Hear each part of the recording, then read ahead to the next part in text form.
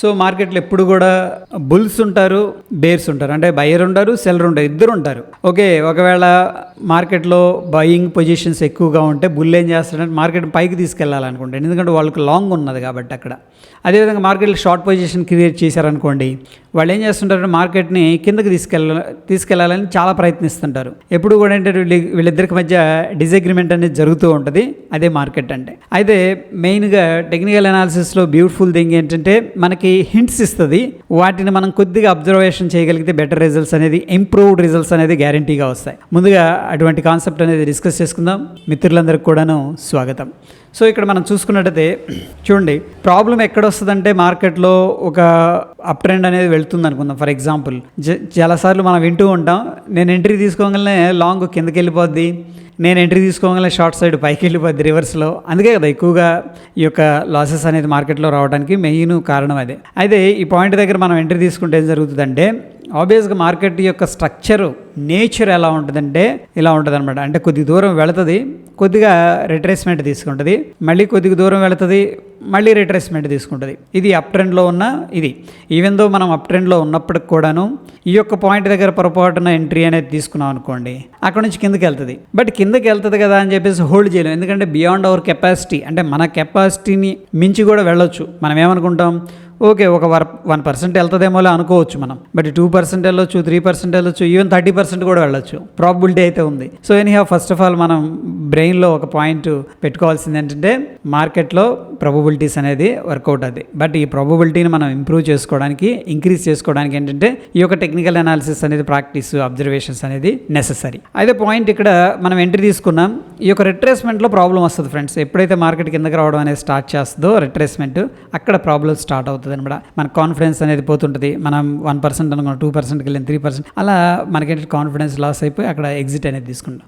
So అదేవిధంగా మనం ఇక మార్కెట్లో స్ట్రాంగ్గా కిందకి వెళ్తుంది అని చెప్పేసి పొరపాటున ఈ లెవెల్ దగ్గర సెల్ చేసాం అనుకోండి, మార్కెట్ ఏమవుతుందో అక్కడ నుంచి కూడా ఇక స్ట్రాంగ్గా పైకి వెళ్ళటం అనేది స్టార్ట్ చేస్తుంది అనమాట. సో ఇక్కడ ఓవరాల్ కాన్సెప్ట్ ఏంటంటే మనకి లొకేషన్ అంటాం, అంటే ఎంట్రీ లొకేషన్. మనం అప్ ట్రెండ్ ఉండొచ్చు, కరెక్ట్ డైరెక్షన్లో ఉండొచ్చు, మార్కెట్ డైరెక్షన్ డౌన్ ఉన్నప్పుడు షార్ట్ అనేది చేయొచ్చు. బట్ కరెక్ట్ లొకేషన్లో మనం ఉన్నాం అనుకోండి, మనకేమవుతుందంటే రిస్క్ ఫ్రీ అవుతుంది, లేకపోతే లో రిస్క్, చాలా తక్కువ రిస్క్ ఉంటుంది అనమాట. అటువంటి ట్రేడ్స్ అనేవి దొరుకుతుంటాయి అనమాట. దీనివల్ల మనకేమవుతుందంటే రిస్క్ తక్కువ ఉంటుంది, రివార్డ్ ఎక్కువగా ఉంటుంది.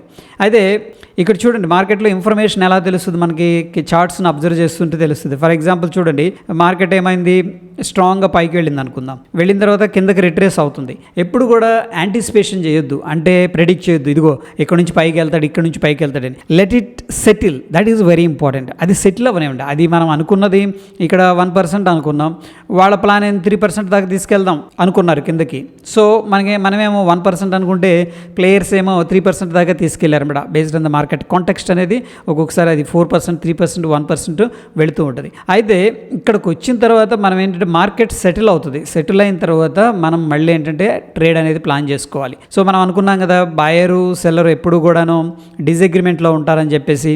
సో ఫర్ ఎగ్జాంపుల్ ఏంటంటే మనకి ఈ యొక్క క్యాండిల్ స్టిక్స్ ఏం చెప్తుంటాయంటే ఎవరు కంట్రోల్ చేస్తున్నారు అని చెప్పేసి ఇన్ఫర్మేషన్ ఇవ్వడం జరుగుతుంది. అంటే దీంట్లో బుల్ ఉన్నాడా, అంటే స్ట్రాంగ్గా లాంగ్ తీసుకున్న వాళ్ళు ఉన్నారా, లేకపోతే బేర్ ఉన్నాడా, లేకపోతే ఇద్దరు కూడా సైడ్ వేస్లో ఉన్నారా.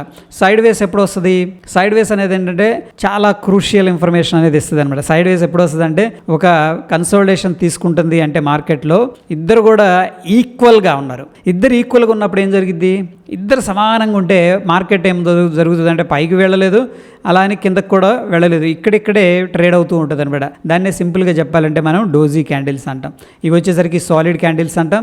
మనకి డోజీ క్యాండిల్స్ వచ్చేసరికి ఇలా ఉంటాయి అనమాట. వీటి ఫార్మేషన్ ఏ విధంగా అయినా ఉండొచ్చు, తోకలు కొద్దిగా ఎక్కువ ఉండొచ్చు పైకి కానీ కిందకి కానీ, బట్ డజంట్ మ్యాటర్. మనం అబ్జర్వ్ చేయాల్సింది ఏంటంటే ఈ డోజీలో ప్రైస్ ఎక్కడ క్లోజ్ అవుతుంది అంటే ఓపెన్ అక్కడే అయింది, పైకి తీసుకెళ్లారు, కిందకి తీసుకెళ్లారు, మళ్ళీ అక్కడే క్లోజ్ అయింది. దీని అర్థం ఏంటి, ఎవరు కూడా స్ట్రాంగ్గా లేరు మార్కెట్లో, ఇద్దరు కూడా సరి సమానంగా మార్కెట్లో యాక్టివిటీ అనేది సాగిస్తున్నారు అన్నమాట. ఇటువంటిప్పుడు ఏంటంటే మనం దాన్ని అబ్జర్వేషన్ చేసి అక్కడ నుంచి ఫర్ ఎగ్జాంపుల్ మనం అనుకున్నాం కదా, ఇక్కడ చూడండి మార్కెట్ సెటిల్ అయింది అనుకోండి, ఈ ప్రైస్ దగ్గర మార్కెట్ అప్ ట్రెండ్లో ఉంది, మళ్ళీ రిట్రేస్ తీసుకుంది, మళ్ళీ మార్కెట్ సెటిల్ అయింది.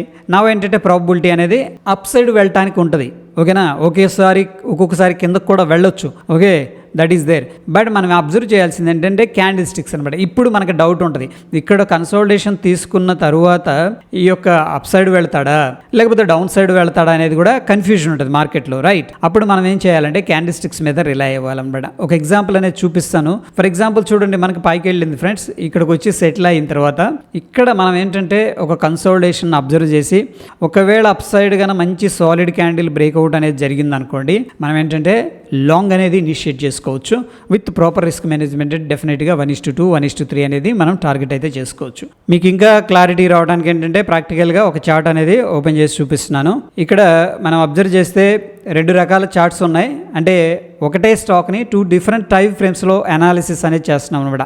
ఆబ్వియస్గా మనం ఇంతకుముందు అనుకున్నాం కదా, లొకేషన్ అనేది మనం పర్ఫెక్ట్గా ఐడెంటిఫై చేస్తే లో రిస్క్ హై రివార్డ్ ఉండే ట్రేడ్స్ అనేవి తీసుకోవచ్చు. ఫస్ట్ ఆఫ్ ఆల్ ఏంటంటే పైన ఉన్న చార్ట్ వచ్చేసరికి ఇది డైలీ టైం ఫ్రేమ్ అనమాట. మనం వాచ్ చేస్తుంది డైలీ టైం ఫ్రేమ్. అదేవిధంగా కింద వాచ్ చేస్తుంది ఏంటంటే 1 అవర్ టైం ఫ్రేమ్. సో ఆబ్వియస్గా ఫస్ట్ మనం ఏం చేస్తాం, బిగ్గర్ పిక్చర్లో డైలీ టైం ఫ్రేమ్లో ఏం జరుగుతుంది అనేది అనాలిసిస్ అనేది చేస్తాం. ఇక్కడ అంతా కూడా అనాలిసిస్ అనేది డిలీట్ చేశాను. చూడండి మార్కెట్ ఎలా మూవ్ అవుతుంది అనేది మనం అబ్జర్వ్ చేస్తే ఈ యొక్క లో అనేది క్రియేట్ చేసింది, లో తర్వాత స్వింగ్ హై క్రియేట్ చేసింది, మళ్ళీ కిందకి రావడం జరిగింది, మళ్ళీ పైకి వెళ్ళడం జరిగింది.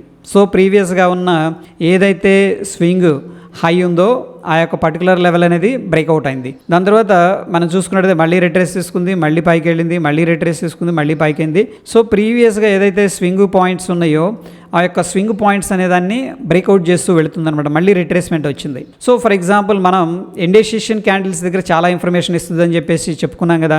అబ్జర్వ్ చేస్తే సాలిడ్గా వెళ్ళింది పైకి, దాని తర్వాత రిట్రేస్మెంట్ అనేది జరిగింది. ఏ పాయింట్ దగ్గర మనం బెటర్ ఎంట్రీ అనేది తీసుకోగలం, దట్ ఈస్ కాల్డ్ ఏంటంటే ఎంట్రీ రిఫైన్ అనమాట. ఎంట్రీ అనేది పర్ఫెక్ట్ ఎంట్రీ కోసం రిఫైన్ చేసుకుంటున్నాం. ఇప్పుడు దానికోసం మనం ఏం చేస్తామంటే క్యాండిల్ స్టిక్స్ని అబ్జర్వ్ చేస్తాం. నెక్స్ట్ వచ్చేసరికి ఎంట్రీ కోసం లోవర్ టైం ఫ్రేమ్స్ అనేది వెళ్తాం. ఇక్కడ చూడండి ఈ యొక్క పర్టికులర్ క్యాండిల్ మనకేంటి హ్యామర్ ఫార్మేషన్ జరిగింది. క్లియర్గా హ్యామర్ ఫార్మేషన్ అనేది జరిగింది. సో జనరల్గా హ్యామర్ ఫార్మేషన్ ఏం చెప్తుందంటే మార్కెట్లో బేర్స్ ఎంటర్ అవుతున్నారు అని చెప్పేసి ఒక హింట్ ఇవ్వడం అనేది జరిగింది. బట్ ఈ యొక్క లోవర్ పాయింట్ దగ్గర నుంచి కూడా మళ్ళీ రిజెక్షన్ అనేది జరిగింది. కాబట్టి మనం ఏం చేస్తాం, ఇది ఇండికేషన్ క్యాండిల్గానే తీసుకుంటాం. ఇది ఇండికేషన్ క్యాండిల్. ఇక్కడ ఫస్ట్ టైం అనేది బయర్స్ అనేవాళ్ళు కంప్లీట్గా కాకపోయినా కొంత కంట్రోల్ తీసుకున్నారు. ఎలా అంటే ఇన్వర్టెడ్ హ్యామర్ ఫార్మేషన్ చేశారు. ఇది బుల్లిష్ సెటప్ అనమాట. ఓకేనా, బేర్స్ ఈ యొక్క లో ఏదైతే ఉందో లోని బ్రేక్ చేయడానికి ట్రై చేశారు, కానీ వాళ్ళు ఏంటంటే సక్సెస్ఫుల్గా ఫెయిల్ అయిపోయారు. బేర్స్ దగ్గర పవర్ తగ్గిపోయింది అనమాట. దాని తర్వాత మనకు అండర్స్టాండ్ చేసుకుంటే ఈ యొక్క హై అనేది వెరీ ఇంపార్టెంట్. ఇక్కడ చూడండి డోజీ అనేది ఫార్మేషన్ జరిగింది.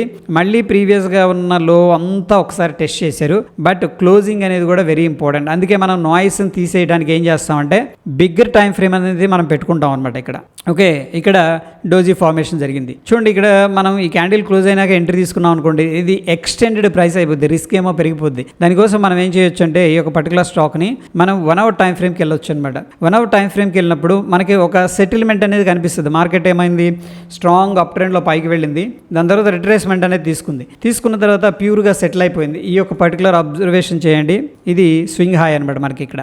ఏది 337 దగ్గర.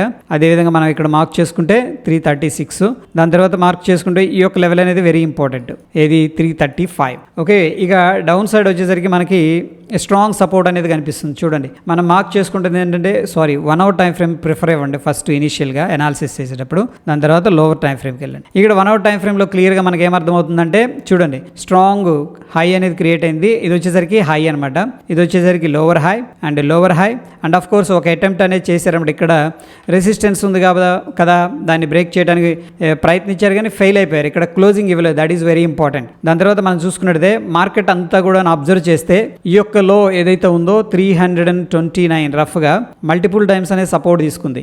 బట్ ఇక్కడ ఏంటంటే మనం ఇంత ముందు అనుకున్నాం, దీన్ని ఏమంటామంటే స్ప్రింగ్ అంటాం అనమాట. స్ప్రింగ్ ఈజ్ నథింగ్ బట్ ఏంటంటే మార్కెట్లో ఒక డిప్ అనుకోవచ్చు. ఓకే, స్టాప్ లాస్ అంటింగ్ అంటాం కదా, అలాంటిది అనమాట. అయితే ఈ పాయింట్ దగ్గర మనం అబ్జర్వ్ చేస్తే ఇక్కడ కన్సోలిడేషన్ స్ట్రాంగ్గా జరుగుతుంది.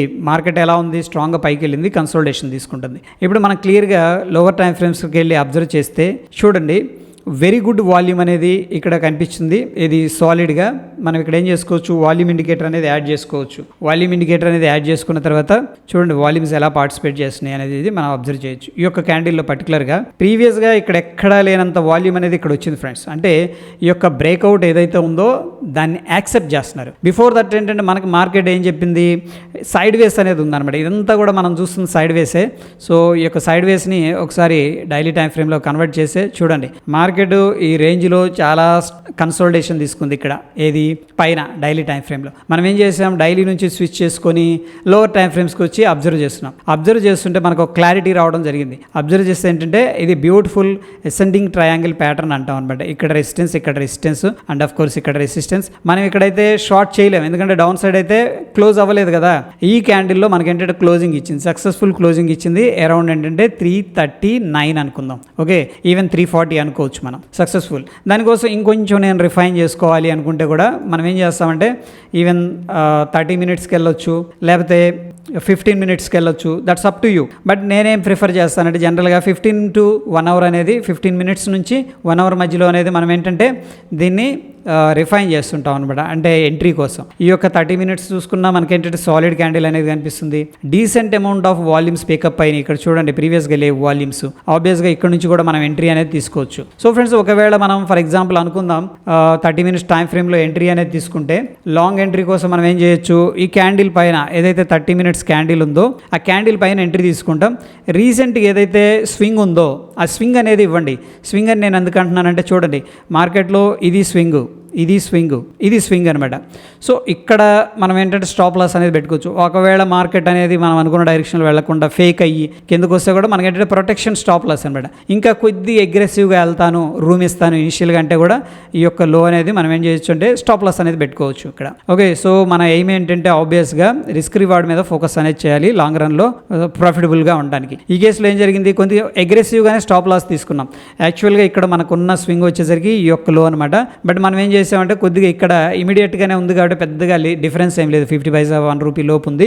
అందుకని ఏంటంటే ఇక్కడ ఇనిషియల్గా అంటే స్టాప్ లాస్ పెట్టాం. ఈ యొక్క రిస్క్ రివార్డ్ అనేది మనం చూసుకున్నట్లయితే ఇక్కడ చూడండి 3.2 ఉందన్నమాట. 3.2 అంటే మనం ₹1 అనేది రిస్క్ చేస్తున్నాం ₹3.20 సంపాదించడానికి. ఓకే, ఎనీహౌ ₹3.20 అనేది మనకి అవసరం లేదు, కానీ ఇనిషియల్గా మనం ఏంటంటే అట్లీస్ట్ 1:2 అనేది టార్గెట్ చేసుకునేటట్టు ఉండాలి ఫ్రెండ్స్. ఓకేనా, 1:2 అనేది మనం టార్గెట్ చేయాలి. దీంట్లో ఏంటంటే మనకైతే 1:2 అనేది నిన్నే రావడం అనేది జరిగింది సక్సెస్ఫుల్గా. చూడండి వెరీ సింపుల్. ఇక్కడ దీంట్లో బాక్స్ అయితే క్లియర్గా ఒక రేంజ్ అయితే క్లియర్గా ఉంది. ఇదంతా కూడా రేంజ్ అంటాం. మార్కెట్ ఏమైంది, అక్యుములేషన్ డిస్ట్రిబ్యూషన్ జరుగుతుంది కదా, ఇదంతా కూడా అక్యుములేషన్. అన్లెస్ అంటే ఈ పాయింట్ బ్రేక్అవుట్ అయ్యేదాకా వాళ్ళ ప్లాన్ మనకు తెలియదు. అది అక్యుములేషన్ అనుకోవచ్చు, డిస్ట్రిబ్యూషన్ అనుకోవచ్చు. ఎందుకంటే ఒక్కొక్కసారి ఏమవుతుందంటే కన్సోలిడేషన్ తర్వాత ఇట్లా కిందకు కూడా వెళ్తుంది కదా, ఆ కిందకి వెళ్ళేటప్పుడు మనకి అక్కడ అక్యుములేషన్ అవుతుందా లేకపోతే డిస్ట్రిబ్యూషన్ అవుతుందా తెలియదు. ఒకవేళ కిందకి వెళ్తుందంటే అదంతా కూడా ఏంటంటే డిస్ట్రిబ్యూషన్ అనమాట.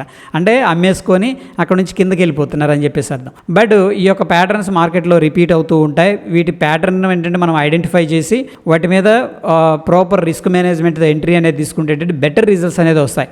హోప్ వీడియో హెల్ప్ అయిందని చెప్పేసి అనుకుంటున్నాను. వీడియోని ఆబ్వియస్గా నచ్చితే లైక్ చేయండి. కొత్త వాళ్ళు సబ్స్క్రైబ్ చేసుకోకపోతే తప్పకుండా సబ్స్క్రైబ్ చేసుకోండి, ఎందుకంటే మన ఛానల్లో టెక్నికల్ అనాలిసిస్ అనేది నేర్పబడుతుంది. అండ్ ఏంటంటే ఇట్స్ ఏ లాంగ్ జర్నీ అనమాట. మనం ఎంత అబ్జర్వ్ చేసి ఎంత నేర్చుకుంటే అంత బెనిఫిట్స్ అనేది మనకు ఉంటాయి ఫ్రెండ్స్. మరొక ఎపిసోడ్లో మళ్ళీ కలుసుకుందాం. Stay tune friends. ధన్యవాదాలు.